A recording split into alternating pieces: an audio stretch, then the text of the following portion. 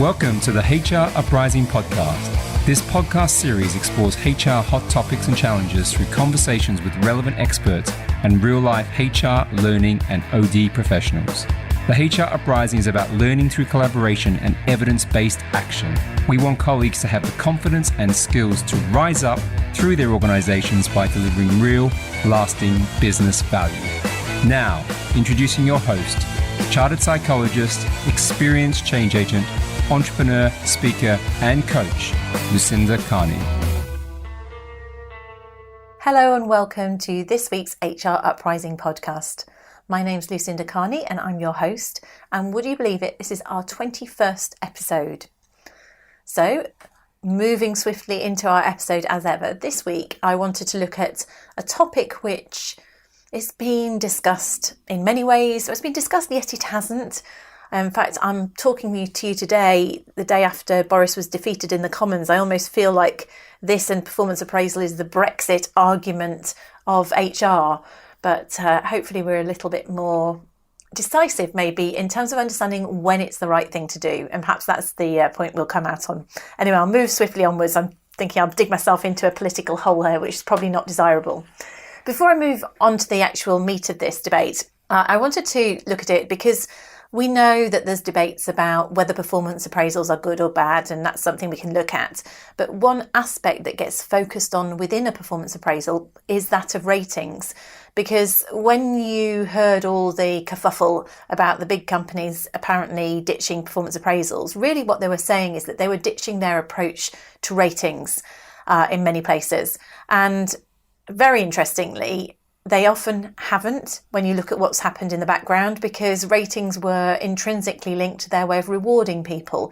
So it isn't always that simple, although obviously it makes exciting news headlines. So in terms of what this is about, as I thought, let's look at when ratings work and when they don't. And I was inspired to do this episode because good old Rob Breener posted an article out of the Industrial and Organisational Society journal.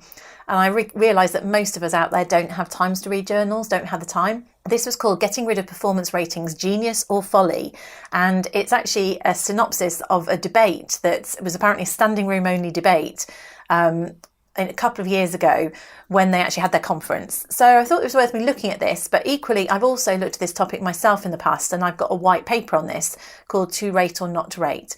So this episode I'm going to just look at the outputs of the actual journal and what was said there, but also some of my own experience with regard to performance ratings. So I hope you'll find it of use and of interest. And as ever, really welcome your feedback. And thanks actually, because recently there's been quite a lot of feedback from people who are joining the HR Uprising group, who are suggesting episodes, which is fantastic. So please do tell me what you would find of interest, and I will do my best to either research it or find a guest who knows something about it.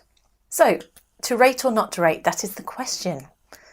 So you, if you're listening to this, are going to be potentially in an organisation where you're deciding to introduce ratings, or you don't, or you want to get rid of ratings, or again, potentially somewhere in the middle. So the key point here, and actually this resonates, those of you who listened to the podcast I did with Nick Holly last week, a lot of what we're talking about is what is the problem you're trying to solve? This piece of us being really good, evidence-based, business-focused, strategic HR professionals, it's about working out what is the problem we're trying to solve, and I suppose really what is the purpose of the appraisal that you're going to use these ratings in. So, for example, is the appraisal going to be about increasing employee engagement, about talent retention? Is it about encouraging good quality conversations, etc.? Or is it about increasing productivity, performance, and distributing reward? Those two purposes are really quite different. And actually, I would argue that the first one, putting ratings in place, may well be a hindrance rather than a help. Whereas the second one, it's quite hard to fairly distribute reward without having some form of rating. So it's a difficult question, but the first point is, why are we doing this? What is the problem that we are trying to solve by putting a rating in place, and not just put it in for the sake of it? I'd also point out that you can rate in certain aspects of an appraisal and not all of it. I've seen appraisals where you have got goodness knows how many ratings all the way through, and that is a brilliant example of where people lose the will to live, and they are going to become a tick box. The more tick boxes, which a rating kind of is, you put in, the more you're kind of wearing down people's energy in relation to making decisions. It's hard, and particularly where we've all been managers, where you've got to have that conversation and agree that rating. You don't want to have a fight with people on a regular basis. You want it to be a useful conversation. So I would certainly say if you are using ratings in an appraisal, less is more. And you might decide, therefore, to agree a performance rating against each objective and have an overall one at the end if you need to link to reward. Or it may be about just pure conversations, in which case you might get rid of them altogether. So the answer already I'm saying is it does depend. What do we see the pros and cons of performance ratings? So I've got some pros and cons that I have thought and I've experienced myself. And obviously there were some different arguments in the debate that came through that I was looking at. So the pros of something like this is that it allows organisations to differentiate between high and low performers. So if you want to distribute reward proportionately against performance, then it's very hard to work out how to do that fairly without having some level of differentiation. Interestingly, in terms of retaining talent and attracting talent, there is a school of thought that says, well, I say school of thought, there's some evidence which is in the paper that I'll link to, which says that particularly millennials, they like to have differentiation. They like to be ranked. And in terms of attracting, well, they like to be ranked, presumably they like to feel that they're ranked high, but they like to see proportionate and how they stack up against their peers. And also that high performers prefer organisations that they perceive to be meritocracies. And that makes sense, because if they believe they're a high performer, and there appears to be correlation in the studies that I read between people who were actually identified as high performers and their view that they wanted to be in an organisation, which you can make sense, who are going to reward them for their high performance. I certainly remember when I started out 20 odd years ago in an organisation which undoubtedly does differentiated performance now, and it was increments, and this was not an NHS or a public sector, it was a private sector organisation. And a friend of mine said to me, well, it's ridiculous, they only pay us for getting older. Effectively, they're rewarding age as opposed to performance. And so that's not necessarily, the motivation that we want to portray, and that might be an argument why you do want some way of rewarding high performance, and performance ratings appears to be the best way that we have of doing that at the moment. So it's about differentiation, it's about allowing us to distribute reward. It gives you a quantitative indication of performance. This is an interesting one. You can see this as a pro and a con, but my view is if you want to drive high performance, then you want managers to have very clear conversations about what good looks like and to set clear objectives and agree clear objectives. If you have got a clear, smart objective, it should be quite easy to agree whether or not it has been met. However, if you want to identify variations of meeting it, then you could quantify that. So if I achieved an objective ahead of the target, or if I overachieved on a metric, then that might be me overperforming in terms of that. So a higher performance exceeds, or if I almost met something, that might be an almost. So you can see how you could set a hard target or goal, and we do know that goals and feedback are attributed to drive performance. Then being able to quantify performance against that could be a helpful way in which people can realise how they could increase their performance. So if I identify that had I achieved this particular objective a month earlier, that would have been exceeding, that might motivate me to do things faster, sooner in future. So it does give a performance discussion focus by having this quantitative conversation. Of course, the downside of that is it's quite a tough conversation. It's quite a tiring conversation, emotionally draining conversation, possibly for managers, and you want it to be motivational. So you do need the manager to have confidence and skill to be able, in both objective setting in the first place, to be able to give that as a good quality conversation. And that leads me on nicely to the fact that few managers are really skilled in objectively measuring performance. They may not have had the training, but it is human nature that people don't like giving bad news. and we shy away from those tough conversations. So we do need managers to have the courage and the skill and the confidence to be able to have those conversations, which probably all links back to us getting better at having overall feedback anyway. So not only is that the case in terms of the ratings, if we don't like doing it, we're much more likely to bunch around the middle ratings and play it safe. So then the conversation is probably demoralising, isn't really very motivational. The flip side of that is also managers might either overrate for reasons that they want someone to feel rewarded, or they want that person to feel extra motivated, and it may not be evidence-based on their actual performance. The flip side of that is also people might underrate if they don't like somebody or if they have an issue with them. So there is obviously lots of room for bias. There's also plenty of evidence that how we view performance isn't necessarily consistent from one manager to the next. And that's one of the reasons I'll talk about calibration, which you can actually help that. And another point that I've experienced myself is where the rating then becomes the focus rather than the discussion. All of these are solvable if we're well educated, but it's where we refer to people as, oh, they were a 3 or they're a 4 or whatever. But people are not numbers. It should be their performance was rated at a 3 last year. But it can overwhelm the conversation, which of course this then comes back to what is the purpose of the conversation. So what can we do about this? Because are they a necessary evil, or is there a way in which we can harness the benefits without succumbing to the negatives of them? Well, these are the points that I would make here. First of all, understand, as I said earlier, what's the purpose of the appraisal, and make sure everybody understands that. And we've been talking about ongoing performance, year-round conversations. If you only have an annual appraisal and it links to performance ratings and reward, then the likelihood is the focus is going to be about the rating. Maybe this is why you need to put energy into embedding a culture of more frequent conversations at different points in the year, and ensuring that, let's say, a development conversation takes place at the mid-year point or at the early quarter in the year. We talk about year-round performance management, where you might talk about development at the end of quarter 1, maybe talent management at the end of quarter 3, and maybe you talk about performance ratings at the half-year point and the end of the year point. What that means is you have cleaner conversations throughout the year. The ratings conversations are about ratings, everyone understands that, and the talent, the engagement, the development conversations steer clear of ratings, and they are about motivation, engagement, and developing people.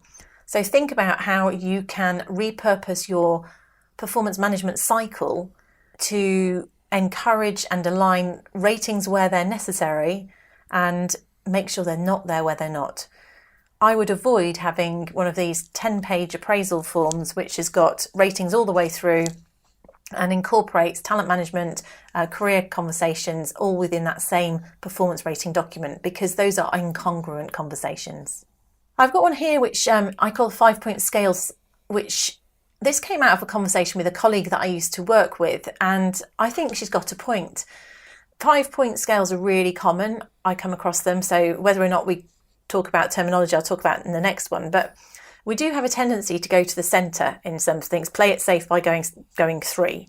Now, the danger with that is, if I'm a manager and I rate that person a 3, whatever that might mean, hopefully it doesn't say average, but even if that says performs or meets, then I might well find that people consider that to be demotivational because they look at it in relation to the overall scale. So they see that they are in the middle. And in reality, most managers only use points 2 to 4. And with the majority using a 3. And so because people don't use the outsides of the range, it's really only a 3-point scale. I've found that you could just remove 5 and have a 4-point scale.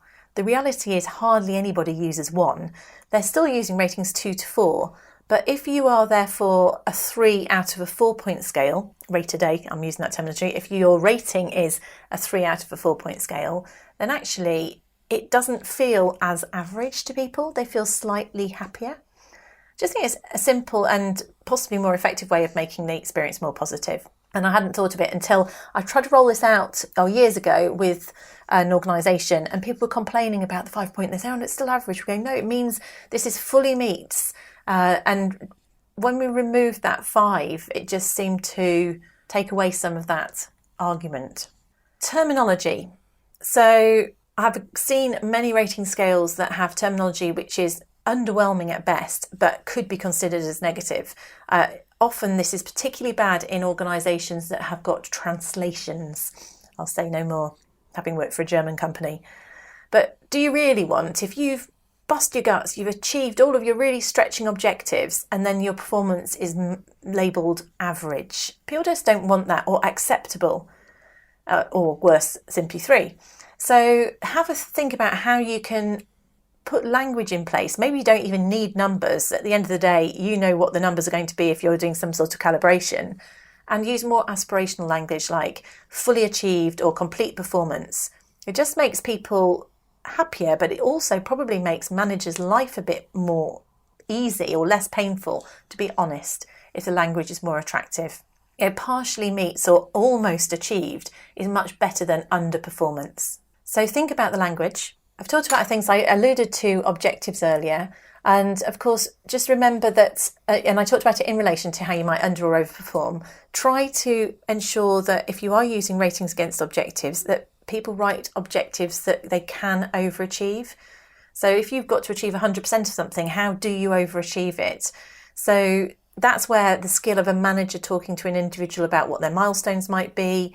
Otherwise, it's demotivational because the highest I can ever get is achieved. So make sure that when people are setting objectives, they consider how they're going to be able to rate performances along the scale as well, if that's how your system is set up. I talked earlier about the purpose of it. I personally think that if you are in an organisation, and I see this in the NHS actually, and other sort of government organisations, is where they put ratings in, but there isn't a positive consequence. So certainly they haven't got the ability to align pay against it because of the way it's set up. People might be at the top of their band, so they can't earn any more. So even if I achieve an outstanding performance, I can't do anything with it. If you are going to put ratings in and you're not able to remunerate, and I would strongly suggest you either take them out or you put in place some sort of talent programme or development programme that there is a consequence. Basically, there needs to be a consequence. It needs to be slightly motivational for people to go through that pain of rating. So do think about that. If there isn't a purpose of rating, then why are we doing it? And if there is a purpose, or if we are rating, then make sure there is a purpose or consequence. Now, calibration, when I was looking at one of the arguments made in the journal article that I talked about earlier, there is certainly one of the arguments against using ratings was the fact that people do not rate performance consistently. Certainly, I see that a lot in 360 feedback. A manager might see performance in a different way from someone's subordinates. That's probably really normal because it's the context or the environment, the way in which you see people.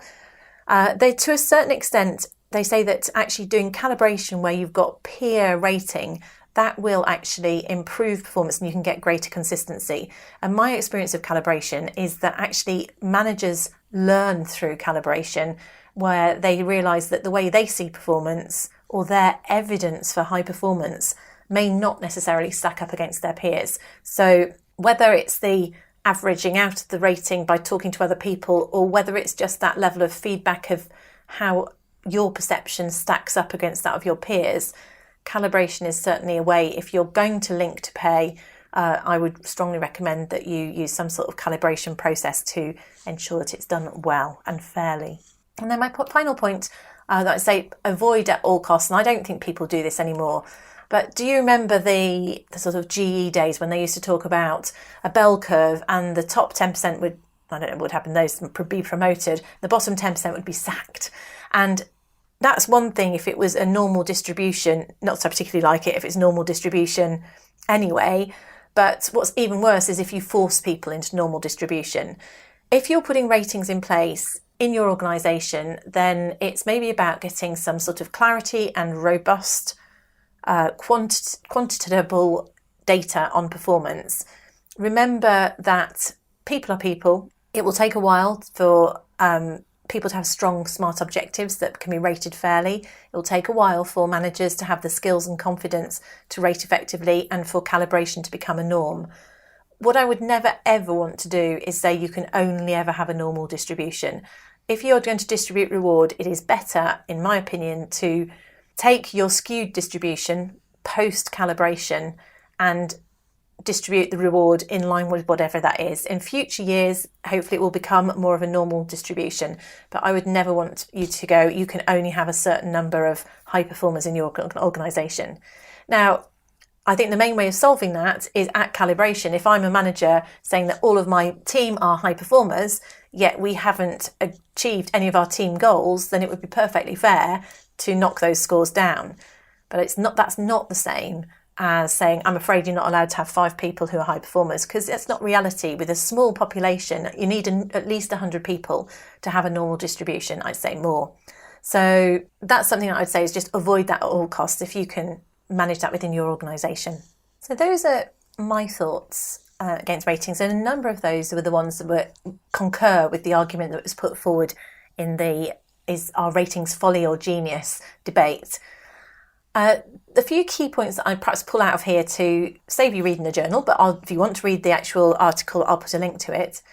One point is that all the evidence suggests that people who are using performance appraisals and ratings, they are still doing that, or certainly they appeared to be doing that according to Lawler, Benson and McDermott in 2012. Now it's going back a little bit, but there does seem that people are still doing that because they're not quite sure that there's a better way of doing things yet. One of the points that they say is, how can we improve rating scales? And this is something that I talked about in relation to maybe how big the rating scale was, and I talked about it about aspirational language. But if we talk about things like competency scales, then there's suggestion that they can be more effective. If you want people to rate performance against behaviours, you will get probably better information if you can be explicit about what good looks like in terms of a behaviour. So if I was to say competency of communication skills, can I be explicit about what exceptional communication skills look like? Can I put 2 or 3 behaviours as behavioural indicators there? And equally, what does poor communication look like? So that I could then look at that as a map and compare that against the behaviours that I'm seeing. So having behaviours that can help that a lot. One of the other suggestions is they talk about is rater training. And again, I would believe that making sure that managers understand how to rate is important. And I personally believe that putting people through an experience of calibration is probably one of the most powerful ways of learning on the job how effective you are at rating performance or consistent. However, it's interesting that it's not necessarily the thinking in this article is that what stops people from rating effectively isn't the fact that they don't know how to, it's the fact that they don't want to. So going back to this point that actually we're not motivated to do it, we don't want to have the conflict, the difficult conversation. So where does that leave us? To rate or not to rate? Well, unfortunately, I think the answer genuinely is it depends. Let's think about what is the purpose of our appraisal and what are the consequences of having ratings here. Certainly, I think ratings can be a hindrance to conversation. So how can you maybe keep them to a minimum if you need to have some level of rating in order to be a meritocracy, in order to attribute reward? So I think it depends. And are they folly or genius? Again, that depends. It's probably somewhere in the middle. And that's our role as HR professionals, to look at the environment that we're in and make suggestions as to what is the best way of achieving the outcome we need within the environment we're working for. So hopefully, with some of those considerations we've put in place, you can think about this in your environment. And my question to you would be, how effective, if ratings are being used in your organisation, how effectively are they being used? Are they achieving the purpose that you want them to do? Do you have to have them there at all?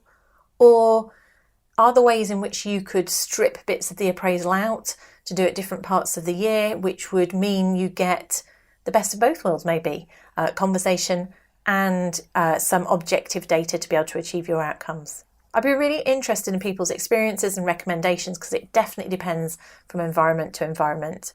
As ever, there will be links to both the paper, the journal article that I've referred to, and our white paper, To Rate or Not to Rate, in the show notes, and any other useful information I'll add below. Please do feel free to get in touch. I love hearing from you. Thank you to those of you who are joining us on LinkedIn, joining the HR Uprising group.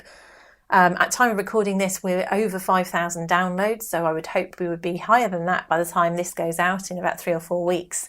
And if you're enjoying what we're doing, please tell other people who might be interested in contributing or listening. Thanks once again. This has been Lucinda Carney on the HR Uprising Podcast. Thank you for listening to the HR Uprising Podcast. You can access more information, including resources or links mentioned in the show, at our website, www.hruprising.com. Also, you might want to join our LinkedIn community or tweet to us at HR Uprising. We'd love to hear from you.